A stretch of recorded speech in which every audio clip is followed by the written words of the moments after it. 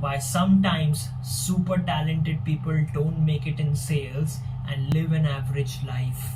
I'm sharing this with you from my heart because I went to perhaps a similar schooling system that you have gone through in your life.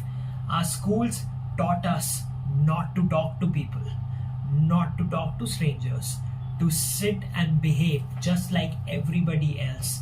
And every time we got the right answer in our exams, we were rewarded, appreciated, and in fact, our identity through school and college was built upon what can we do right.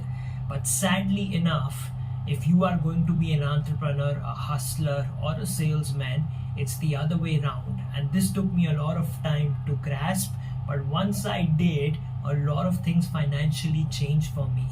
I want you to understand that 97% of the time you will fail and will be rejected by your prospects and people that you share your dream with.